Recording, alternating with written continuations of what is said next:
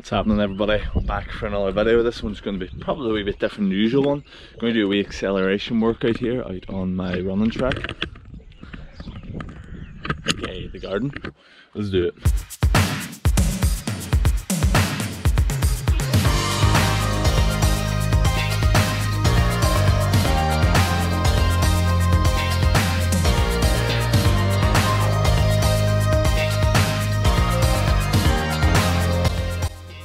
We drill is one that's kind of finishing off my warm-up. It's called booms. It's like very much like a track and field mechanics drill, but it's just a nice way to finish the warm-up and nice to think about getting a bit of power into the ground. Yeah, I know some people fight it, baby. So as we're going to talk about later, accelerating is all about generating force and generating power really quickly and really trying to push horizontally across the ground. So trying to get yourself across the ground as fast and as powerful as possible. Before we get into the more kind of specific sprint drills, doing like a triple broad jump.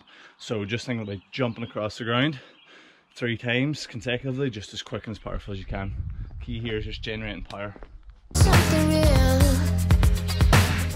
but the truth that they are hiding. Next thing we're doing is some like zigzag bounce, so kind of just you're bounding out more to the left, more to the right, as opposed to forward. Really good, and really kind of when you think about accelerating, you know, that's what it is. It's powering through the body in these kind of directions. We're moving this way, moving that way.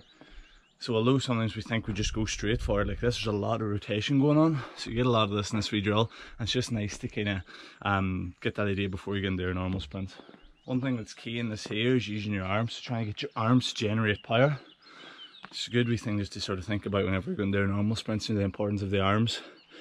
But if you try to do that without your hands, like put them on your hips, it'll be very, very difficult. So really try and power the arms. It's nothing that I fear, and I know that haters mindless, covering every possible kiss. So tell me why it matters. So accelerating is like expressing force horizontally. So kind of what we said earlier, so you're going this way with it. Sometimes when we're in like upright full sprint, a lot of it's actually vertical because you're up tall and nearly bouncing off the ground. It's very simplified, by the way. But a lot of accelerating is horizontally producing force. So one drill I really like to do is a bound for distance. So you can do a bound for height where you kind of jump up, bound down, jump up. This is bounding out as far as you can, but doing it like single leg. So it's very, very similar to sprinting, but it's nice for accelerating before you get into these sprints, because in these you're forced to just power through a single leg, which is very kind of specific to what we're going to be doing. Tell me what you miss. Is this love that you're showing, or just another misleading place?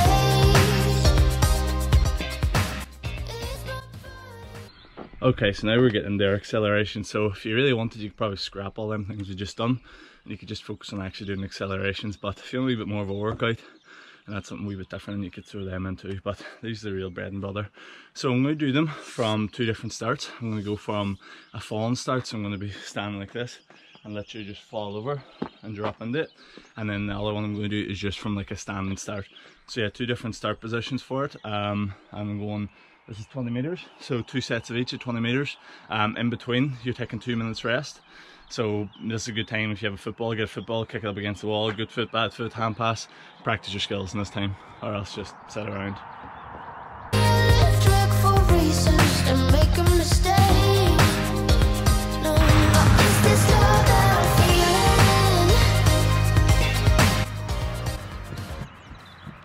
feeling? One key thing to remember is you can't sprint sub-maximally. So if you're not kind of going at, you know, like 95, 100%, you're not really sprinting. So it's just something to keep in mind. If you're holding yourself back, you're not really sprinting, so you're not probably getting the same effects that you maybe think you are. Just something to consider. Is this love that I'm feeling?